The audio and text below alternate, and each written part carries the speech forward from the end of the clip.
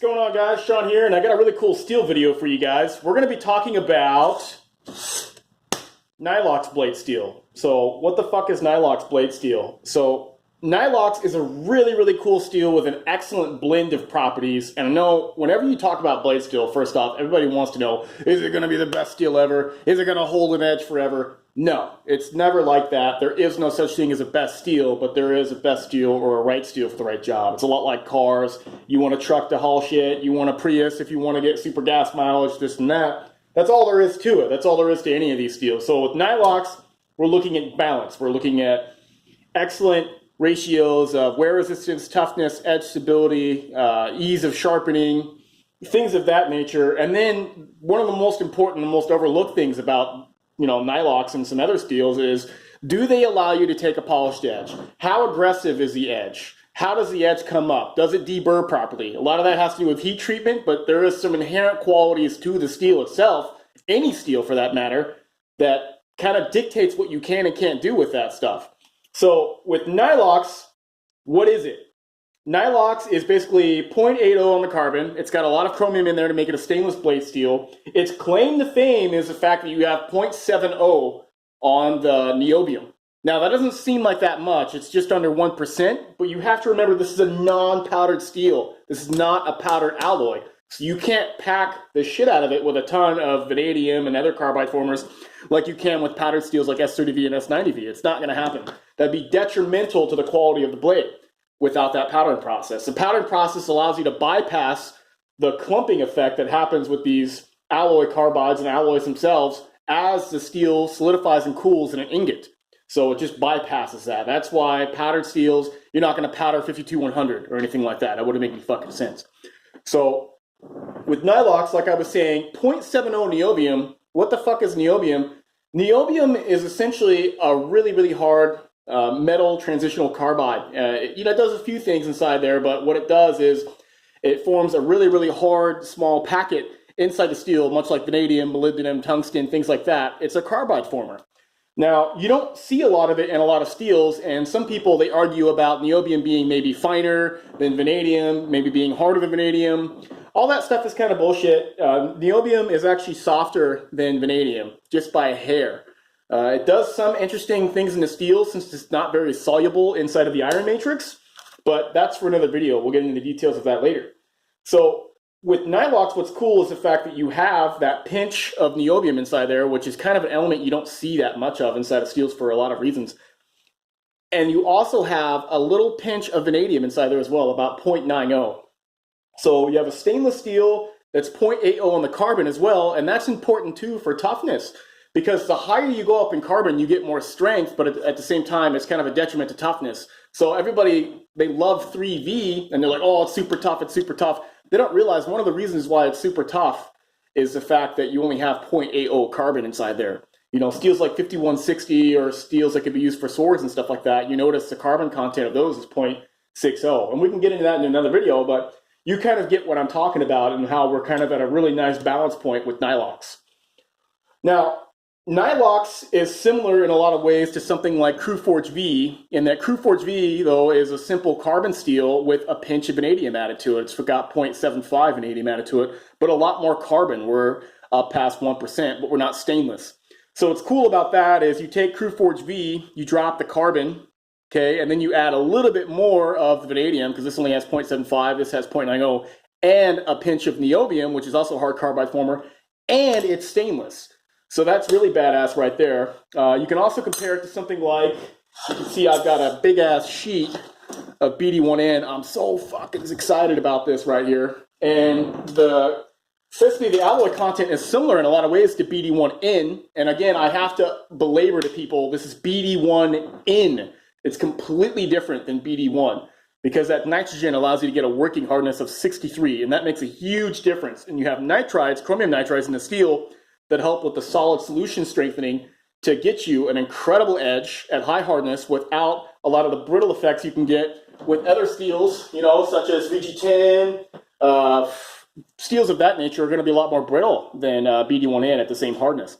But if you look at the composition between BD1N and Niolox, what you'll notice is the fact that they look very similar except for the fact that Niolox, instead of having the nitrogen, which makes the nitrides and, you know, helps increase the working hardness, then instead you put these carbide formers inside there, the 0.70 on the niobium and the 0.90 on the vanadium, which is interesting.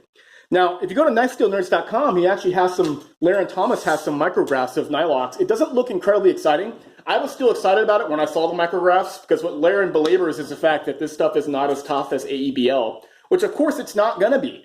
Because if you look at the carbon content and then the fact that these carbides make bigger, blockier shapes inside the steel lattice, that's going to, you know, be detrimental to the toughness. When you look at that, though, it doesn't mean that it's going to be shit. What that means is you're going to get a very nice, aggressive edge to it, which is why it's so exciting.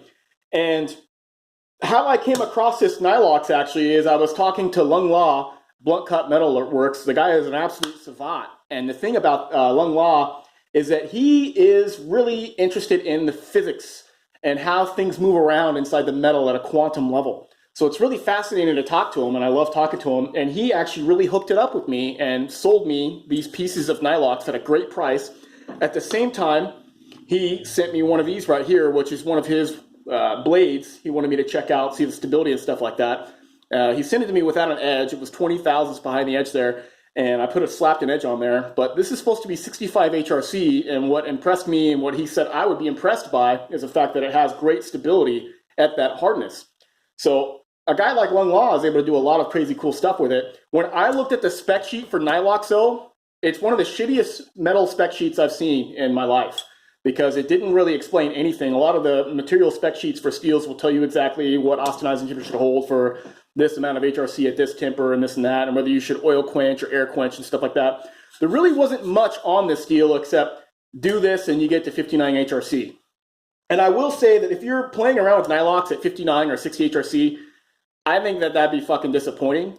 That the real advantage to something like this is if you can jack the hardness up into the low 60s. That's the exciting thing about Niolox, is if you could play with it, if you can tweak it, juice it, and that's what's exciting about Niolox. So this knife he sent me is pretty kick-ass, I gotta say. Let me see if I didn't ding the edge on there. So we'll come in here and show you guys. Just fucking silky, dude. And this is just off of a 1200 grit ceramic waterstone, and then finished up on a 1 micron diamond compound. And yeah, it just gets silky. You know, it doesn't feel as aggressive as I was thinking, you know, so Lung Law really definitely moves some stuff around. Incredibly easy to sharpen, excellent deburring properties. You know, one of the big problems people don't realize about soft steel, like HCR 13 MOV, is that shit is a fucking nightmare to deburr. People are like, oh, it's easy to sharpen. Oh, well, yeah, it's easy to grind the material off, but when your matrix is, you know, gunky and crappy and you've got a nice goopy soft steel under 60, it just, when you're trying to get that burr off, it's a pain in the ass, versus the burr broke off on this very, very nicely. It ground nicely, and you can see it took a really, really silky, silky edge. It's 20 thousandths, so I haven't really gotten a chance to use it a lot because that's a lot thicker than I would use any kind of kitchen knife. This kitchen knife's at about 8 thousandths thickness behind the edge. But at the same time, the edge just didn't come up on the same stones as nice. This is like an Oz type steel, some sort of low alloy chromium vanadium steel, like an Oz 8 or Oz 6. But yeah, the edge just didn't come up as nice, and the burr was more difficult to get off. So while this has a superior cutting geometry, I mean, the Niolox kicks its ass because the edge came up way better. At the same time, while this is supposed to be 65 HRC, you'll notice that if we bang this motherfucker on some metal, just like that we just get rolls and deformation. We don't actually get like massive chips, which is impressive. If this is 65 HRC, that's pretty kick-ass. I mean, we're going to have some effect here on the paper if you look and notice, of course. But at the same time, I mean, this shit seems like it's like pretty easy to bring back as well. I mean, we'll put this stone right here, because I mean, it just grinds beautifully. Just beautifully on the stone. Like, I really enjoyed it. Lung Law definitely did his homework, you know. So we'll just come in here. I won't even like belabor the fact that I made a burr, didn't make a burr. So probably won't get all the damage out. I'm just gonna speed sharpen this fucker.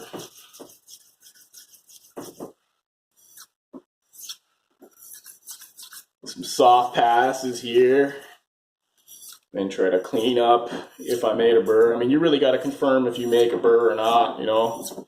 An awkward angle to sharpen there. Dry that guy off. See what we have here is about stropping. Little hang up there. We didn't get all the damage and shit out, but still, you get the idea. I mean, this shit just sharpens great. I like it. So it's fantastic. Now, everybody wants to know, like, oh, how does it compare to S30V? Because, you know, a lot of people, they feel like S30V is like the ultimate fucking benchmark. S30V is excellent steel.